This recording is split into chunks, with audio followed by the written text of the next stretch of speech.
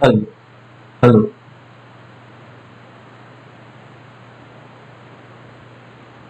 Very good afternoon to everybody. आज का मेरा विषय है ग्रामीण क्षेत्रों में उच्च शिक्षा की संभावना है ई शिक्षा के द्वारा।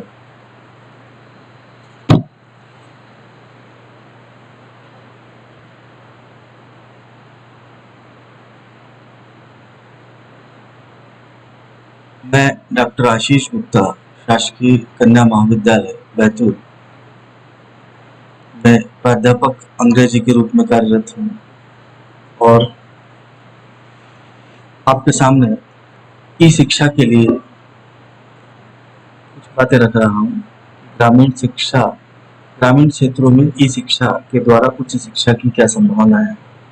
अभी तक करोड़ों जिंदगियां निगल चुकी कोरोना महामारी ने पूरी दुनिया में शिक्षा के लिए अपूर्व स्थिति पैदा कर दी है।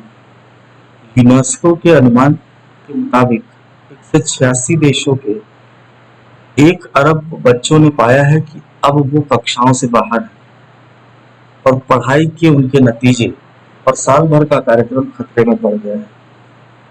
आप जानते हैं कि मार्च के दूसरे सप्ताह से देश भर की राज्य सरकारों ने कोरोना वायरस के प्रसार को रोकने के लिए एक उपाय के रूप में स्कूल और कॉलेजों को अस्थायी रूप से बंद कर दिया। आज 4 माह बाद भी कोई निश्चितता नहीं है कि स्कूल कॉलेजेस कब से खुलेंगे। हम ये मान लें कि दुनिया पिछले कुछ माह में मौलिक रूप से बिल्कुल ही बदल चुकी है। स्पष्ट है कि अब स्कूल कॉलेज कुछ खुलेंगे, इस बारे में हमें कुछ भी अनुमान नहीं है। वर्तमान शैक्षणिक सत्र पारंपरिक रूप से स्थापित मानदंडों के आधार पर पूरा नहीं किया जा सकता है। ये बात हमको समझ लेना चाहिए। आज अध्ययन एवं अध्यापन के डिजिटल स्वरूप को मान्यता प्रदान कर दी गई। कक्षा में आमने सामने के संप्रेषण का स्थान इंटरनेट, मोबाइल, लैपटॉप आदि आभासी कक्षाओं ने ले लिया। भारत में अलबत्ता इससे ऑनलाइन पढ़ाई की ओर बढ़ना आसान हो गया है। स्कूल, कॉलेज, विश्वविद्यालय, यहाँ तक कि कोचिंग संस्थाएं भी नहीं चाहती कि उनके सीखने की प्रक्रिया पूरी तरह से गड़बड़ाए। अतः उन्होंने भी ऑनलाइन कक्षाएं लेना शुरू कर दी ताकि पाठ्यक्रम की निरंतरता बनी रहे। शिक्षा और साक्षरता का अभाव पाया जाना ग्रामीण जीवन का एक बहुत बड़ा नकारात्मक पहलू है।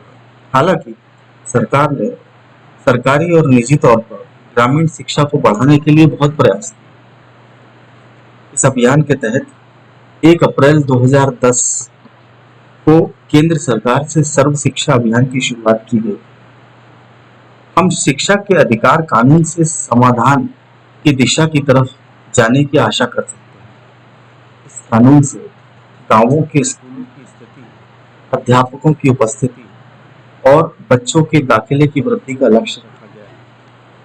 सर्व शिक्षा अभियान के माध्यम से इस कानून को लागू करके गांवों में शिक्षा का प्रकाश फैलने से रोजगार के अवसर बढ़ेंगे। वही असमानता, शोषण, भ्रष्टाचार, भेदभाव में कमी आएगी, जिसके फलस्वरूप ग्रामीणों का जीवन बेहतर होगा। इस अभियान के तहत अभी तक 3 लाख से ज्यादा गांवों में स्कूल खोले जा चुके हैं। अब हम आते हैं उच्च शिक्षा की तरफ। यदि हम उच्च शिक्षा की बात करें तो आप देख रहे हैं स्लाइड में हरियाणा, राजस्थान और उत्तराखंड समेत देश के कई दूसरे राज्यों में कॉलेजों में छात्रों के छोटे छोटे से समूह बनाकर एक शिक्षक को मेंटर बनाने की व्यवस्था लागू की गई है। राजस्थान के उच्च शिक्षा मंत्री भंवर सिंह भाटी कहते हैं कि सभी 290 सरकारी और करीब 2000 निजी कॉलेजों में छात्रों के व्हाट्सएप ग्रुप बनाकर ई लेक्चर और परीक्षाओं से जुड़ी सामग्री मुहैया कराई जा रही है। अब तो जवाहर नवोदय महाविद्यालय अपने छात्रों को एक एक प्री लोडेड टैबलेट देने की संभावना को भी देख रहा है। जेएनवी के कमिश्नर विश्वजीत कुमार सिंह कहते हैं कि हम एक ऐसा एप्लीकेशन बना रहे हैं जो न केवल विषय सामग्री मुहैया कर सकता है बल्कि संवाद मूलक आकलन भी कर सकता है। केंद्र सरकार और कई राज्य भी महामारी को ऑनलाइन शिक्षा की गुंजाइश आगे बढ़ाने की मुद्रा के रूप में देख रहे हैं। एक महान विद्वान जॉश फ्लेमिंग ने भी कहा है कि the way of teaching is changing and updating every day. इसका मतलब ये है कि अच्छी शिक्षा पद्धति या अच्छी शिक्षण की प्रणाली वही है कि आप हर दिन दिन ब दिन अपने आप को अपडेट करते रहें। सीबीएसई की अधिसूचना कहती है कि स्कूलों और कॉलेज में शिक्षकों और अच्छी शिक्षा की कमी से जूझ रहे देश को इस अवसर का फायदा उठाना चाहिए और तत्काल भौतिक कक्षाओं से ऊपर उठकर डिजिटल कक्षाओं की ओर जाना चाहिए। अभी हाल ही में आत्मनिर्भर भारत अभियान के तहत पहले से मौजूद दीक्षा डिजिटल हाँ डिजिटल इंफ्रास्ट्रक्चर या नॉलेज शेयरिंग पहल के साथ ऑनलाइन शिक्षा का एक मल्टी मोड डिजिटल प्लेटफॉर्म जिसे पीएमई विद्या लॉन्च करने का प्लेटफॉर्म लॉन्च किया गया है। इसमें हर एक कक्षा के लिए टीवी पर एक चैनल तय होगा। पीएमई विद्या में सामुदायिक रेडियो और पॉडकास्ट का भी व्यापक इस्तेमाल किया जाएगा। यह बच्चों और परिवारों को भावनात्मक और मानसिक सहारा देने के कार्यक्रम मनोदर्पण के अलावा होगा। सरकार शीर्ष 100 विश्वविद्यालयों को 30 मई से ऑनलाइन कोर्स शुरू करने की इजाजत देगी। इसमें शिक्षा क्षेत्र के जरूरी सुधारों पर विचार विमर्श किया गया और समर्पित शिक्षा चैनलों पर ऑनलाइन कक्षाओं, शिक्षा पोर्टलों और प्रसारणों सरीखी प्रौद्योगिकी के इस्तेमालों के जरिए पढ़ाई लिखाई पर खास जोर दिया गया। केंद्र सरकार छात्रों और शिक्षकों के लिए पहले से ही कई मैसिव ऑनलाइन कोर्सेज, जिसे इंग्लिश में मूक्स कहते हैं, यानी रिकॉर्ड किए गए वीडियो कक्षाओं का भी संचालन करती है। दिल्ली, राजस्थान, उड़ीसा, बिहार आदि कई राज्य सरकारों ने लॉकडाउन के दौरान डिजिटल शिक्षा को बढ़ाने के लिए कई लोकप्रिय कदम उठाए। इनमें ऐप विकसित करने और व्हाट्सएप ग्रुप के जरिए विषय सामग्री भेजने से लेकर रेडियो और दूरदर्शन पर सामग्री प्रसारित करने आदि कई कदम शामिल हैं। ये कदम भारत में खासतौर पर ग्रामों में ऑनलाइन शिक्षा की गुंजाइश को विस्तार देने की दिशा में एक अहम कदम माने जा रहे हैं। केंद्र सरकार ने अपने 32 स्वयं प्रभा चैनल भी डीटीएच प्लेटफॉर्म पर मुफ्त उपलब्ध कराए हैं। इन चैनलों पर दिखाई जाने वाली सामग्री के लिए स्काइप के माध्यम से विशेषज्ञों के घर से ही लाइव विमर्श सत्रों के प्रसारण की व्यवस्था की।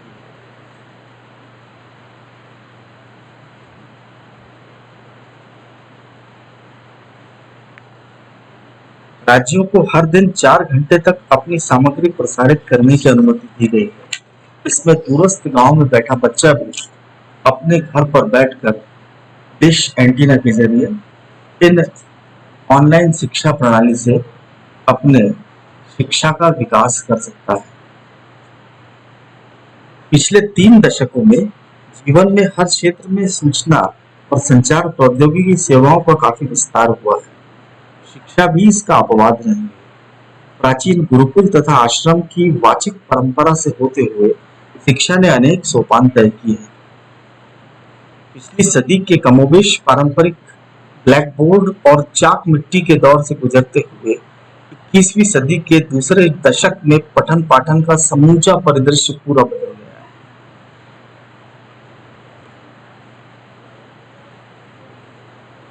आज की स्कूली शिक्षा नए साधनों से सुसज्जित होती जा रही है। साधारण ब्लैक बोर्ड की जगह स्मार्ट बोर्ड ने ले ली है और विभिन्न प्रकार के मार्कर पेन ने चॉक मिट्टी का स्थान ले लिया। इंगित करने के लिए इस्तेमाल होने वाली स्टिक का स्थान लेजर पॉइंटर ने ले लिया है। स्लाइड प्रोजेक्टर और एलसीडी प्रोजेक्टर अब हर कक्षा की अनिवार्य आवश्यकता बनती जा रही है। ऑडियो विजुअल टीचिंग प्रणाली आज कक्षा का अनिवार्य अंग बन गया। टच स्क्रीन वाले बोर्ड भी अब स्कूलों में इस्तेमाल किए जा रहे हैं। कोविड-19 महामारी के बढ़ते प्रभाव को रोकने के लिए लागू किए गए लॉकडाउन के कारण स्कूल, कॉलेज और विश्वविद्यालय की शिक्षा निश्चित रूप से प्रतिकूल रूप से प्रभावित हो रही है। इसलिए अब शिक्षा तेजी से ई शिक्षा की ओर जा रही है। ई शिक्षा ग्रामीण भारत और दूर दराज के क्षेत्रों में शिक्षा का प्रसार करने में बेहतर, कारगर और प्रभावी साबित हो सकती है। ग्रामीण भारत में शिक्षकों की कमी, लोगों की पढ़ाई के प्रति दिलचस्पी की कमी, गरीबी, बुनियादी ढांचे की कमी आदि प्रमुख कारण हैं जिसके चलते ग्रामीण शिक्षा के क्षेत्र में प्रगति नहीं हो पाती। लेकिन ई शिक्षा के उपयोग से इस स्थिति को बदला जा सकता है।